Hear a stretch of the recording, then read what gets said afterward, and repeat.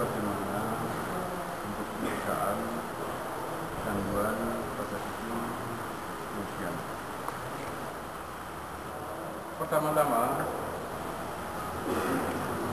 yaitu mengidentifikasi, cara mengidentifikasi komponen-komponen pada alternator. Fungsi alternator itu sendiri adalah untuk mengisi arus pada baterai agar baterai tidak mengalami kekosongan. Komponen-komponen yang ada pada sistem pengisian antara lain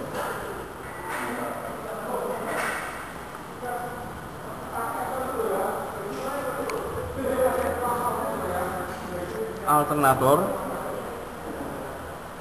yang terletak pada mesin, regulator dan baterai, serta kunci kontak dan ammeter. Kalau tidak ada ammeter, itu pada bagian dashboard itu biasanya ada gambar baterai yang menyala. Komponen-komponen pada alternator antara lain kuku-kuku magnet pada rotor, yang mana di sini adalah rotor semuanya terdiri dari kuku-kuku magnet. Ada 2 spring, ada laker, ada kipas pendingin, ada puli, dan ada kerangka atau frame. Dan yang kedua yaitu stator. Di sini ada gulungan stator, ada rectifier, yang mana di sini ada jembatan dioda,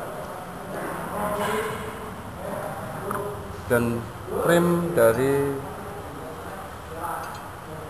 stator dan baut-baut pengikat. Dan di sini ada rumah sikat, dan ada sikatnya yang ini sudah rusak, sikat. Fungsi dari gulungan rotor itu adalah untuk membangkitkan medan magnet pada kuku-kuku magnet. Fungsi dari stator adalah pembangkit induksi listrik, dan fungsi dari regulator adalah untuk mengatur tegangan arus yang keluar dari alternator menuju ke baterai. Dan baterai fungsinya adalah untuk menyimpan arus listrik dalam bentuk kimia. Para siswa sekalian, sekarang bagaimana cara mengetahui gangguan atau kerusakan pada alternator? Gangguan pada alternator atau kerusakan pada alternator bisa diketahui yaitu dengan menggunakan alat ukur yang dinamakan APO atau multitester. Memeriksa gulungan rotor,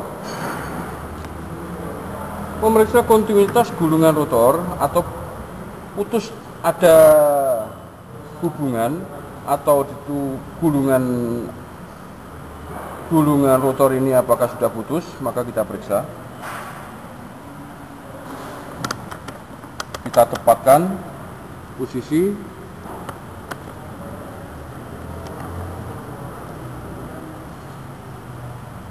pada spring. Jarum bergerak berarti ada kontinuitas. Terus mengukur hubungan dengan massa bodi.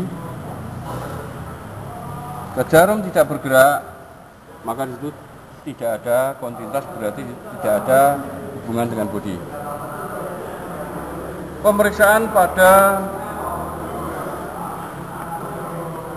stator. Pemeriksaan pada stator, putus tidaknya gulungan stator.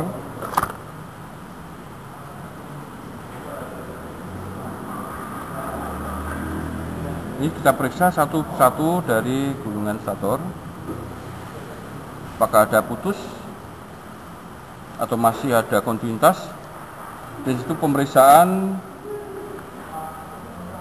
rectifier positif. Apakah ada kebocoran dioda?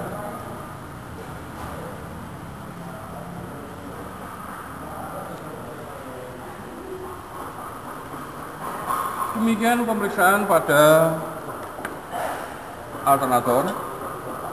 Kita lanjutkan dengan mengidentifikasi terminal-terminal pada regulator. Terminal-terminal regulator, di sini ada dua kumparan, satu kumparan tegangan, yang satunya kumparan arus. Mengidentifikasi terminal-terminal pada regulator, yang mana di sini ada hambatan. Di antara dua hambatan ini kita tentukan. Ini adalah F, di sini adalah IG ignition, dan di sini adalah E, dan di sini adalah L, dan di sini adalah N, dan di sini adalah B. Yang kaitannya bisa kita lihat kaitan antara terminal di sini dengan gulungan-gulungan yang ada pada regulator. Demikian para siswa, identifikasi komponen dan cara pemeriksaan kerusakan pada alternator. Dan nanti kita lanjutkan dengan pemeriksaan output dari alternator.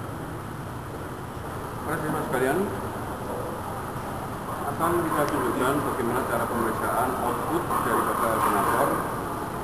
Yang mana di sini pemeriksaan ini penting sekali, karena kalau output alternator itu, output dari pengisian itu kecil, maka baterai akan mengalami kekurangan arus. Maka output alternator harus kita periksa apakah outputnya sudah memenuhi standar. Kita tepatkan, pertama-tama kita tepatkan tang ampere pada posisi 40 ampere. Setelah itu kita jepitkan pada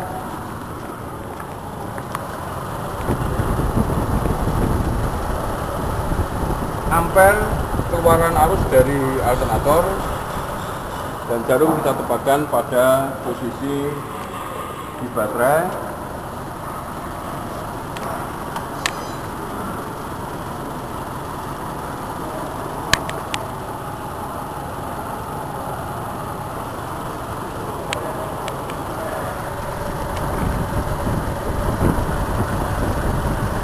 Maka di situ pada tang ampere akan menunjukkan berapa ampere dari pengeluaran arus.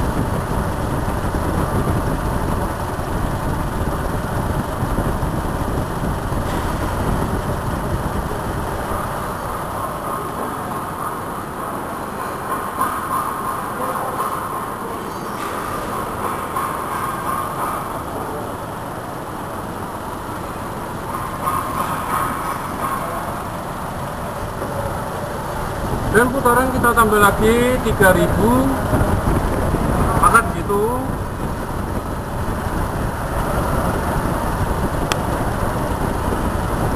pada penunjukan ampere, tang ampere itu akan semakin bertambah.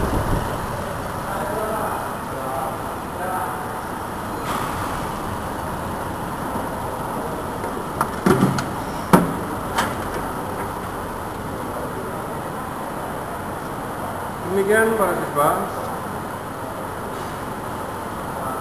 ini tadi adalah bagaimana cara melakukan pemeriksaan dari sistem pengisian, yang mana pemeriksaan itu adalah penting sekali untuk perawatan perbaikan dari tim pengisian.